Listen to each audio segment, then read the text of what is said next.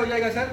वज़ीर आज़म ने कहा कि director general inter services intelligence या ISI के अपॉइंटमेंट से मुतल्लिक जो मामलात हैं वो मुकम्मल तौर के ऊपर तय पा चुके हैं। प्रोसेस जो है वो शुरू है और इंशाअल्लाह उनकी जो अपॉइंटमेंट है वो बड़ी जल्दी होगी और इसके ऊपर तो सिविल और मिलिट्री दोनों जो साइड्स हैं वो ऑन बोर्ड हैं और इंशाअल्लाह एक एतमाद की फ़िज़ा में ये फ़ैसला जो है वो होगा। फ़ौज और हुकूमत एक पेज के ऊपर है। जनरल बाजवा साहब जो हैं उनसे उनके बहुत ही खुशगवार और करीबी ताल्लुकात हैं। वज़ीर आज़म ने कहा कि वो ये समझते हैं कि कभी भी पाकिस्तान की तारीख़ में सिविल मिलिट्री रिलेशनशिप इतने अच्छे नहीं रहे जितने आज फ़ौज की जो इज़्ज़त है, फ़ौज का जो वक़ार है वो पूरे पाकिस्तान को अजीज़ है।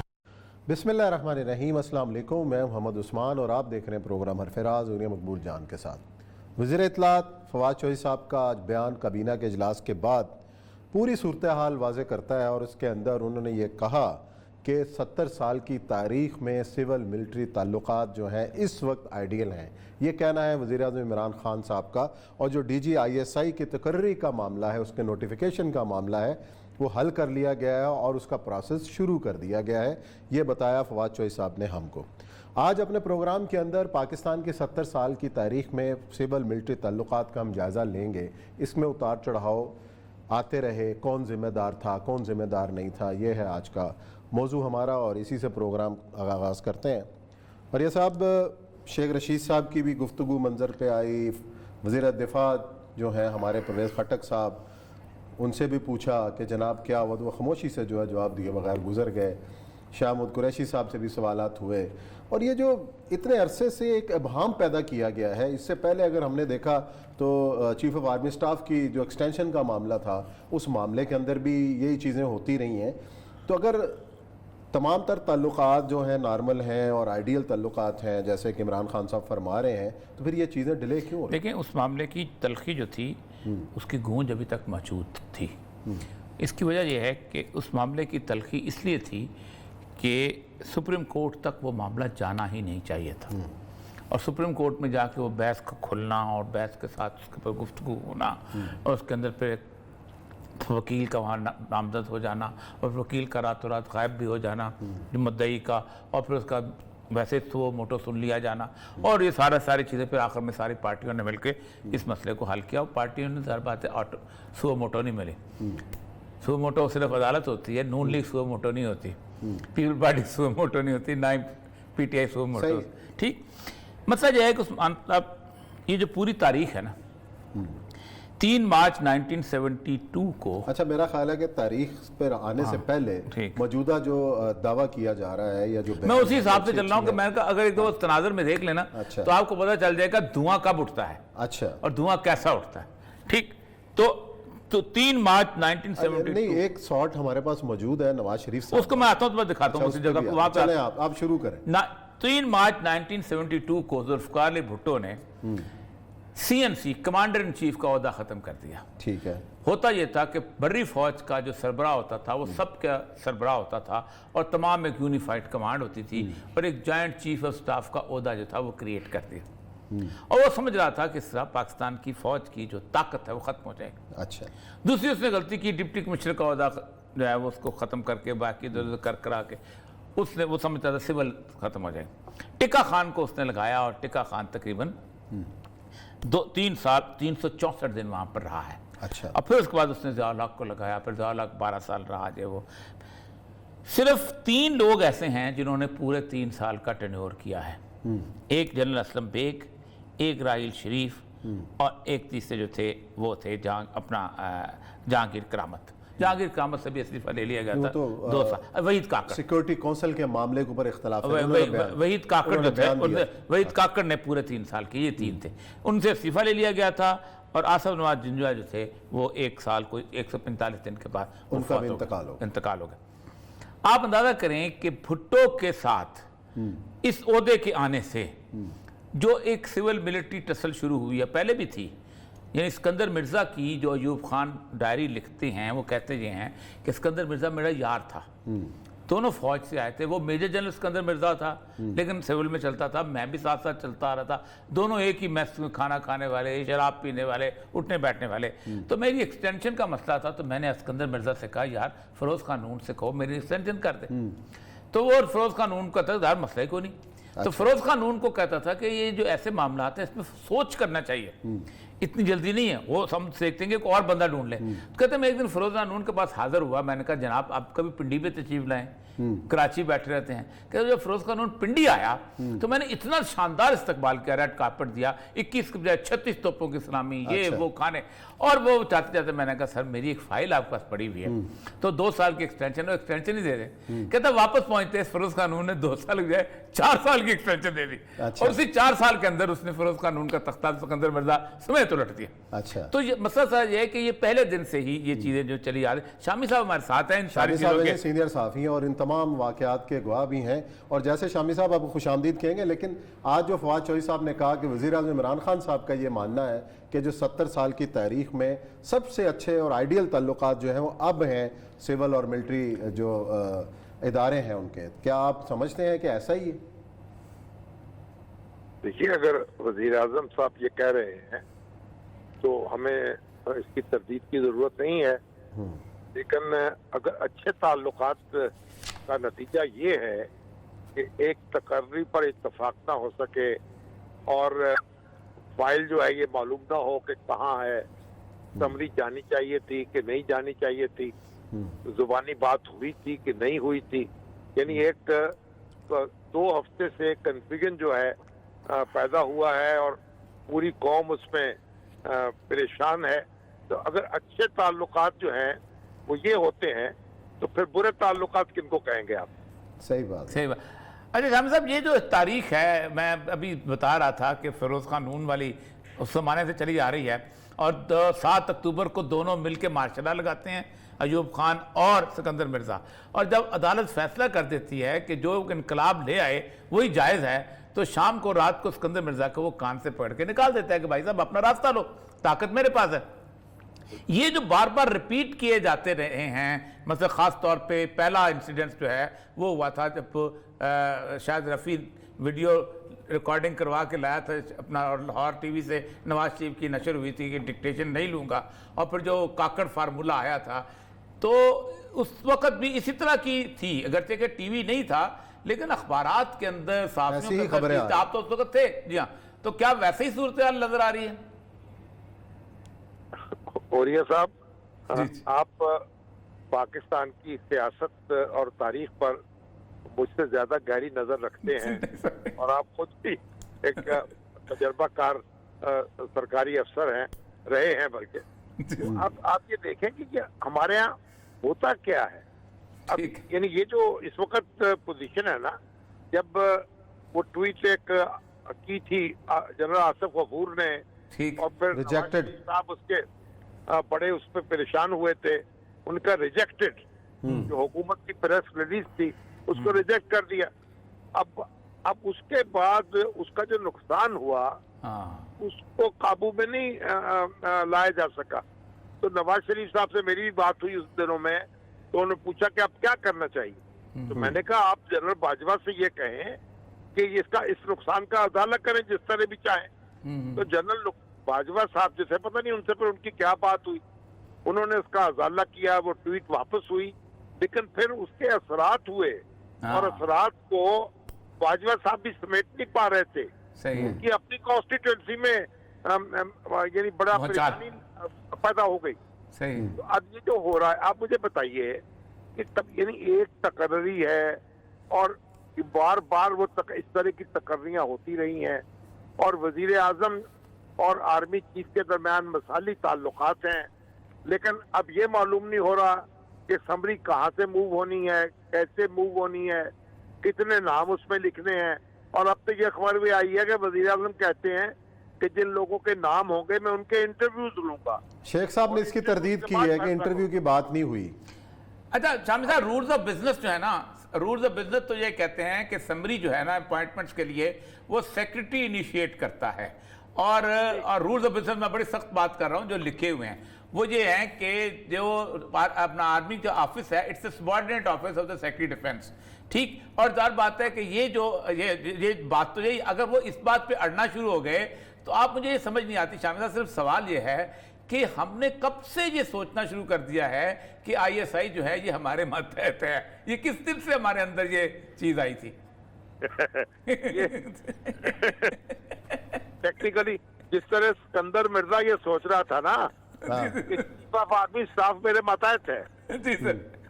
اور اس نے کہا کہ ایوب خان کو میں نے حکم دیا ہے کہ ماشاء اللہ لگاؤ، بس اس نے لگا دیا ہے، اب وہ میرے تابع رہے گا.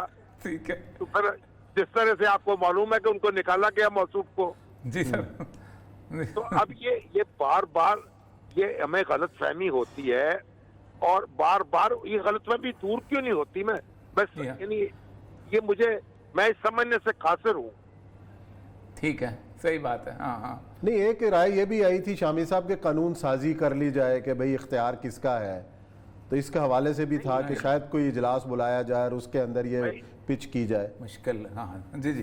دیکھیں نا، اختیار تو وزیر اعظم کا ہے، اس میں تو کوئی دو رائے نہیں ہے کہ وزیر اعظم نے اپوائنٹ کرنا ہے آئی ایس آئی کے چیف کو، اور یہ کتابی طور پر وزیر اعظم کے سامنے وہ جواب دے ہے. لیکن جب وہ آرمی کا جنرل ہوتا ہے تو پھر اس کے بعد وہ چیف آف آرمی اسٹاف جو ہے اس کو بھی جواب دہ ہوتا ہے. بالکل. اور جب کوئی ریٹائرڈ افسر لگانے کی کوشش کی گئی ہے تو وہ اس سے کام چلا نہیں ہے. آپ دیکھیں کلو صاحب کا کیا ہوا، جن کو بے نظیر بھٹو نے لگایا تھا وہ نہیں چل پائے، اور خود نواز شریف صاحب نے اپنی مرضی کا آئی ایس آئی کا چیف لگایا تھا. وہ ہمارے ضیاء الدین صاحب جو تھے، ضیاء الدین بٹ صاحب، نکلا ان کو کچھ خبر ہی نہیں ہوئی اور دھڑک تختہ ہو گیا. صحیح بات. اچھا، اپنا شامی صاحب آخری سوال کہ اب جو مستقبل کا جو منظر نامہ ہے، مطلب آپ کا خیال یہ ہے کہ یہ معاملہ خوش اسلوبی کی طرف جاتا نظر آ رہا ہے یا کچھ ٹینشن ہم سمجھیں کہ کوئی ہے ابھی بھی؟ دیکھیے جی، مجھے بار بار حکومت کہہ رہی ہے کہ جناب ہم ایک پیج پر ہیں، ہمارے درمیان کوئی اختلاف نہیں ہے. وزیر اعظم کے اور چیف آف آرمی اسٹاف کے درمیان مثالی تعلقات ہیں، پھر بھی ملاقات جو ہے کئی گھنٹے جاری رہتی ہے، نتیجہ نہیں نکلتا. اور آج بھی وہ کہا جا رہا ہے کہ جی بس چند روز میں مسئلہ حل ہو جائے گا. یعنی کون سا مسئلہ ہے یہ جو چند روز میں حل ہونا، یہ 1 منٹ میں حل ہو سکتا ہے. صحیح. آپ جو سمری ہے وہ کیوں نہیں آ رہی، کہاں سے آنی ہے؟ اور یہ سب کہہ رہے ہیں سیکرٹری ڈیفینس سے بھیجنی ہے، تو سیکرٹری ڈیفینس کیوں نہیں بھیج رہا سمری؟ اور وزیر اعظم اس کیوں فیصلہ نہیں کر رہا؟ اور یعنی مجھے یہ بتائیے کہ ایک ایسا ایشو کریٹ کرنے کی اور پوری اصطلاح پیدا کرنے کی ضرورت کیا تھی؟ جی بہت شکریہ شامی صاحب، بڑی تفصیل سے آپ نے تجزیہ کیا صورتحال کا. ناظرین لیتے ہیں بریک کے بعد آئیں گے تو پروگرام کا سلسلہ جاری رہے.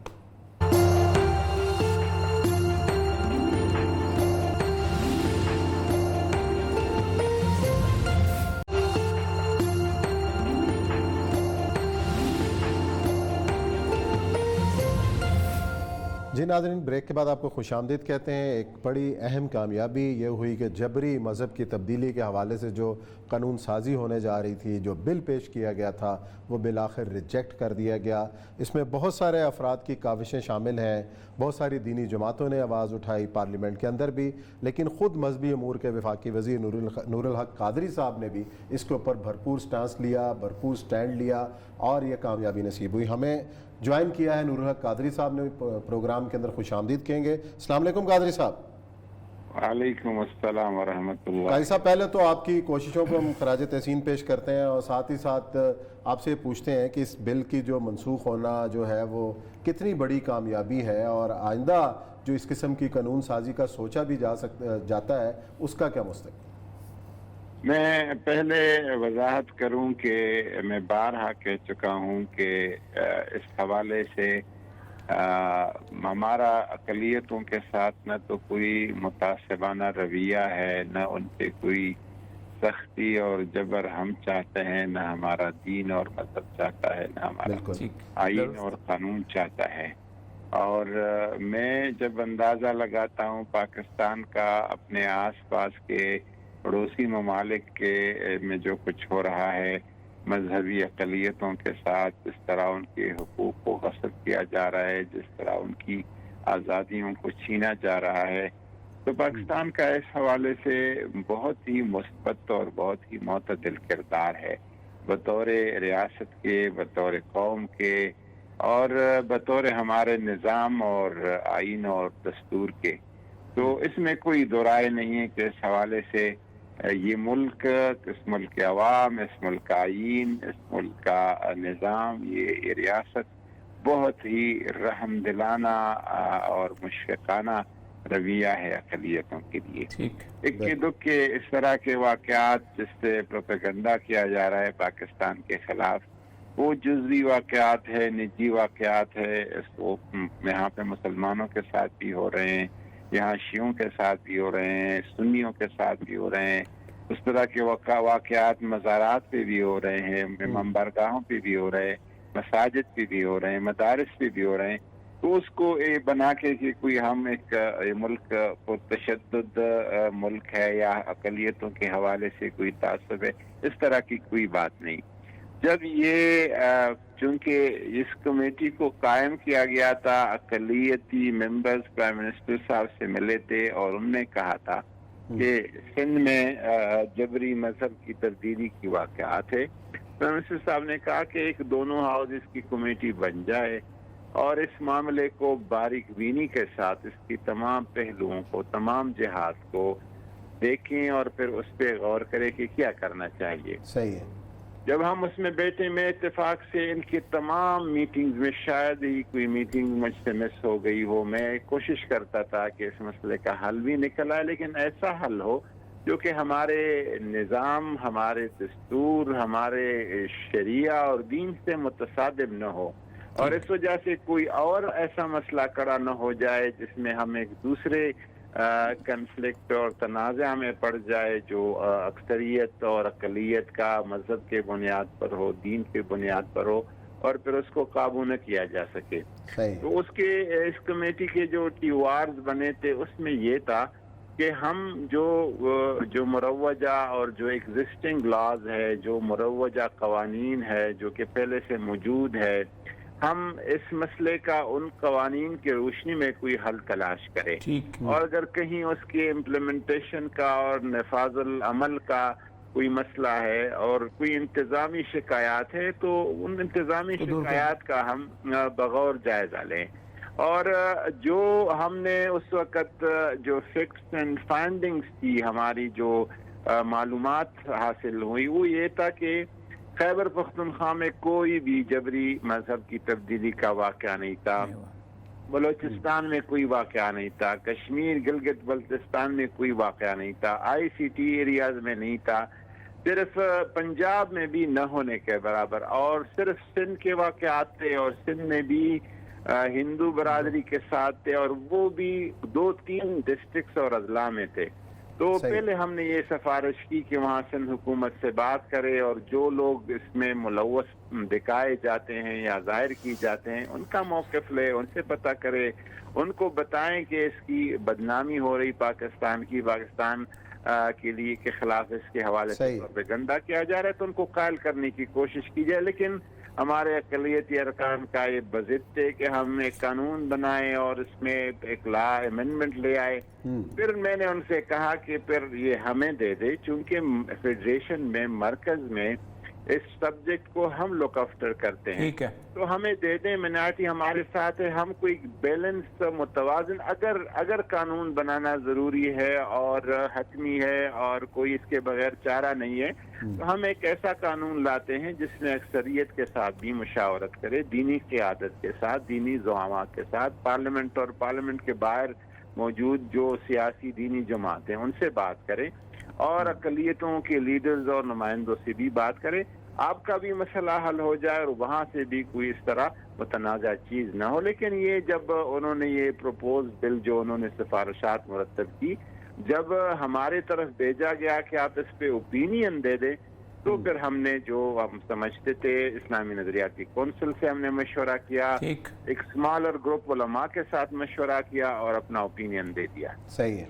اچھا اب اس کی کیا ہے اپنا اس کی کمیٹی نے اس کو مکمل طور پہ ریجیکٹ کر دیا ہے اس بل کو؟ جی ہم نے یہی کہا کہ جو ٹیوارز ہے اس میں یہ ہے کہ پہلے تو قانون بنانے کی ضرورت نہیں ہے، ٹھیک ہے، لیکن یہ جو بل آپ لائے ہیں اس بل کو تو کسی صورت میں قبول نہیں کیا جا سکتا. تو اس کو تو بالکل ایک طرح سے ایک تقریباً مسترد ہے، اس میں تو کوئی دو رائے ہے نہیں. لیکن اگر کوئی دوسرا کوئی بناتا ہے لاتا ہے، ہاں وہ تو پھر بہت لمبی بات آگے چلتے ہیں. اسلام کی بنیادوں اور بنیادی نظریے اور فکر سے متصادم نہیں ہے.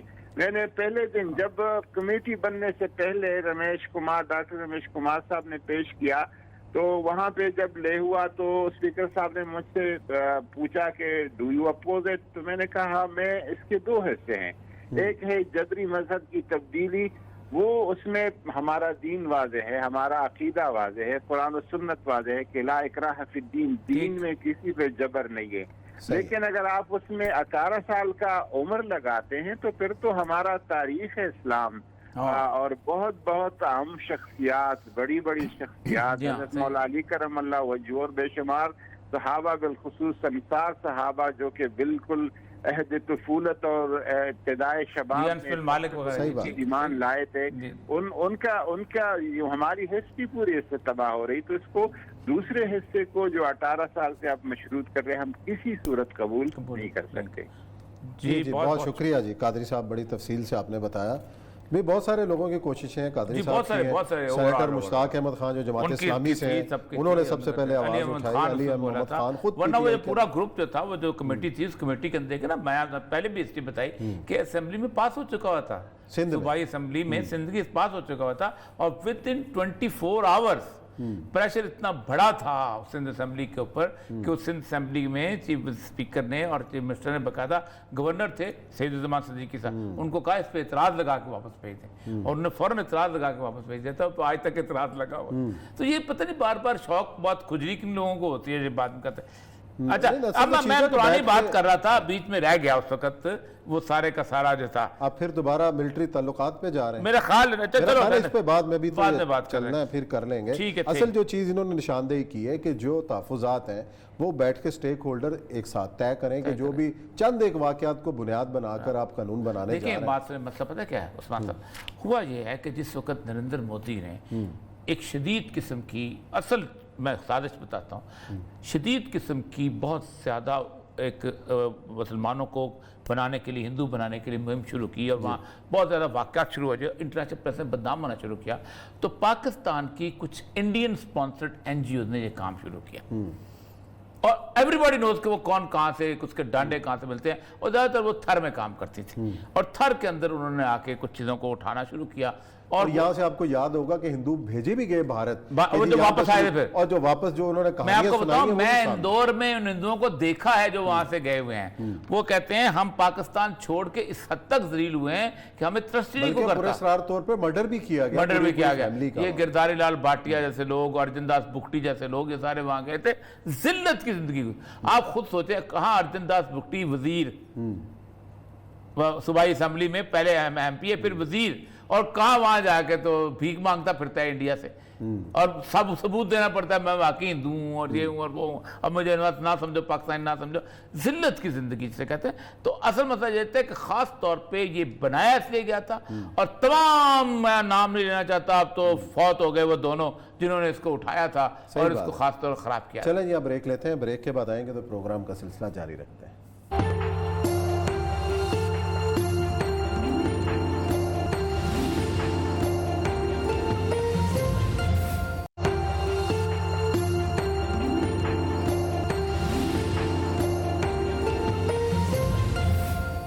جی ناظرین، بریک کے بعد آپ کو خوش آمدید کہتے ہیں. یہاں پہ ایک بڑا سوال ہے کہ نیب آرڈیننس کے بعد، ترمیمی آرڈیننس کے بعد اب احتساب کا کیا مستقبل ہے. اور آج ہی اطلاع ملی کہ جو ہائی پروفائل کیسز کی جو تفتیش کر رہے تھے نیب افسران سندھ میں، بعض اہم کیسز کے، ان کے تبادلے کر دیے گئے. اور اس ہم یہ سمجھیں کہ بھی احتساب سے انکار. سر صورتحال پتہ کیا ہوگی ہے کہ انہوں نے جو آرڈیننس لگایا ہے نا، اس سے مجھے ایک لطیفہ یاد آ رہا ہے کہ ایک خاتون نے شرط لگائی کہ جو آدمی جو ہے 2-2.5 ہزار بیٹھ کے نکالے گا، ڈنڈ نکالے گا، وہ 3,000 फंड निकालेगा मैं उससे शादी करूँ। अच्छा। हर कोई आता था 100-150 निकाल के, तो वो कोयले से निशान लगाते जाते थे। एक आदमी जब को 1,500 के करीब जो लगाने लगा ना, तो खातून ने ऐसे पीछे करके हाथ से उसकी लेने मिटा दी। तो उसने कहा कि ये तो मिट गया है तुम्हारा। तो उसने सब मिटा कर उसने चलो फिर शुरू करते हैं। तो ये एक कैफियत हो गई है। ये जो नया ऑर्डिनेंस आया है इस पे होगा क्या? होगा ये कि अब तक जितना केस चल रहा था वो जब किसी दूसरी इन्वेस्टिगेटिव एजेंसी या दूसरी कोर्ट में जाएगा तो अलग से दोबारा शुरू हो जाएगा। सही। और उसके दोबारा उसके वही पेशियाँ शुरू होंगी। मैं अभी आसान सबसे अहम तरीन जो केस था, एक तो हुदैबिया केस था, उसको तो काजी फायज साहब ने उसकी फातिहा पढ़ ली और उसको दफना के कब्र के ऊपर झंडा लगा दिया कि अब हुदैबिया को कोई नहीं खोल सकता। हालांकि वो इंग्लैंड का केस था, अल्लाह ताला जज़ा दे जिसने भी वो किया। दूसरा केस है शहबाज शरीफ का। शहबाज शरीफ के केस के ऊपर 1998 से लेके 2018 तक तमाम ट्रांजैक्शंस जितनी भी थी उसका नैब ने सबूत निकाला हुआ था। आमदनी की तफसीलात, टीटीज का रिकॉर्ड, जाली कंपनियां, ऑफिशियल अकाउंट, बेनामी अकाउंट्स, सारी चीज़ों की एक ट्रैक निकाल के और उसके साथ उन्होंने 112 गवाहों की लिस्ट दी थी। अच्छा। हर कंपनी के हिसाब से, हर अकाउंट के हिसाब से, हर बंदे के हिसाब से, हर चीज़ के हिसाब से। Very strong case. अच्छा, उस 112 अकाउंट्स में से अभी तक 3 सालों में सिर्फ 10 लोगों की। अच्छा, यही तहकीक तो लंदन में भी हुई जिसमें वो केस जीते। नहीं ये और है, ये बिल्कुल और कि जी वो नहीं, वो बिल्कुल और है, ये बिल्कुल और है। मनी लॉन्ड्रिंग, वो बिल्कुल और चीज है। ये बिल्कुल ये ट्रांजैक्शन है लोकलाइज। यही कह रहे हैं ना कि जब वहां जीत गए तो यहाँ की क्या हैसियत? जोड़ा तो जा रहा है ना। नहीं, जोड़ा जा ही नहीं सकता ना। कोर्ट ऑफ लॉ ही अलग है, ये कोर्ट ऑफ लॉ ही अलग है। अच्छा, ये एक इसमें से अभी तक 12 गवाहों की बयानात हुए। अब 12 गवाहों के बयानात 3 साल में हुए हैं, तो को 2050 के अंदर जाके ये बयानात कंप्लीट होंगे। लेकिन उन्होंने एक और कमाल किया कि नुसरत शहबाज जो थी, उसके अंदर एक खातून, उनकी बीवी जो हैं वो मौजूद थी अपना, उनको उन्होंने पेश नहीं कर रहे थे। ये 3 साल के बाद उन्होंने परमिशन ली कि जी हमें परमिशन दें, हम पेश कर लें। अब 3 साल के बाद जब नुसरत शहबाज को कल उन्होंने फर्द जुर्म आयद की है, तो अब कानून ये कहता है कि जब एक ही किस्म में 2 अक्यूज हों तो गवाहों के बयान दोबारा, जब दोबारा 12 गवाहों के बयान होंगे, यानी पूरे 3 साल फिर रिपीट होंगे। सही। तो ये है वो कम्बरसम प्रोसेस जिसके बारे में कोई भी पाकिस्तान का, मैं इस नतीजे पे पहुंचा हूं कि ये मनी लॉन्ड्रिंग हो या कोई हो, कोई नहीं चाहता कि एहतसाब का अमल आगे बढ़े। खा वो पीटीआई में बैठा हुआ है, खा वो नून लीग में बैठा हुआ है, खा वो पीपल्स पार्टी में बैठा हुआ है, खा वो एस्टेब्लिशमेंट में बैठा हुआ है। अच्छा जी, ये तो बहुत बड़ी बात कह दी। मैं कोई नहीं चाहता है किसी का भी। मैं तो फिर इन्ना लिल्लाह पढ़ लें फिर, ठीक है। इन्ना अवाम चाहते हैं। अवाम को क्या चाहता है? अच्छा, हाँ, अवाम हमेशा की तरह वही बस क्या चाहता है। उन्होंने फिर नून लीग वाले को, राय को वोट देना है। अच्छा, भट्ट ने भट्ट को वोट देना है, जाट ने जाट को वोट देना है, गुजर ने लेकिन हमारे हालात नहीं बदले, अवाम के भी हालात। मैं बहुत मायूस हुआ हूँ सारी इसको देख के। चले जी, देखते हैं औलिया साहब कब खुश होते हैं कि अच्छे हालात पैदा हों पाकिस्तान के अंदर। अल्लाह करे कि वो दिन हमें भी देखने को मिले। इसी नोट के साथ प्रोग्राम ख़त्म करते हैं। पीर को नए मौज़ूआत के साथ भी खिदमत में हाजिर होंगे। अपना ख्याल रखिएगा। अल्लाह हाफ़िज़।